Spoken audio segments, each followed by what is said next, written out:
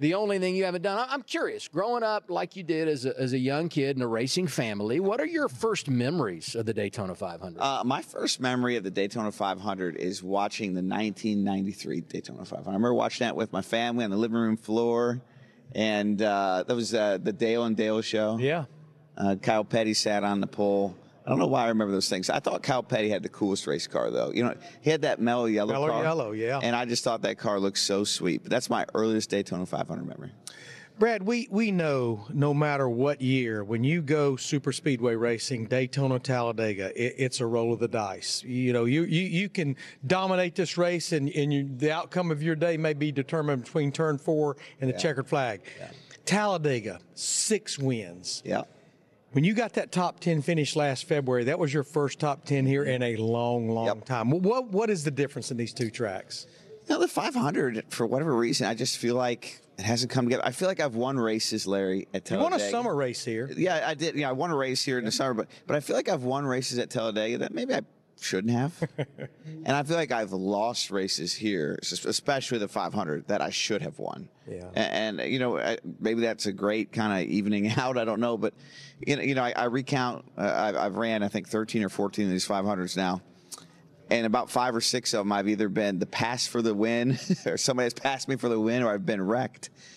I'm like the last lap going for the win, you know. And so I've been right there, Larry. It just hasn't come together. And you know, it's frustrating. I ain't going to tell you it's not, but I'm confident if we keep putting ourselves in the position, it can't always go against us, right? So just feel like I'm being tested a little bit, you know? I mean, this graphic tells the story, doesn't it, Brad? Your numbers in the Daytona 500 versus what you've done at all of the other super speedway starts in your career. Yeah, last year was honestly one of the best 500s we ever had. Led the most laps, you know, was up front all the way to the end, and I just didn't get the right push at the end. In fact, I thought I was going to win the race down the middle of the backstretch, Larry. I got a push from Chase Briscoe midway down the backstretch, and the car behind him fell off, and our run just it didn't stay together. So that's just been the way it's gone for us here. But I just, you know, I try not to get discouraged, try to stay in the right position, and just know that it will work out if you continue to run the way we've ran. I look at your social media, and I always see pictures of the girls, including Valentine's Day. So how did you spend your last weekend at home before you begin this long grind? Yes, Double A. So last weekend was my anniversary, wedding, and Valentine's Day, and I spent it like a true racer working. Yeah, Paige appreciates that, I'm sure.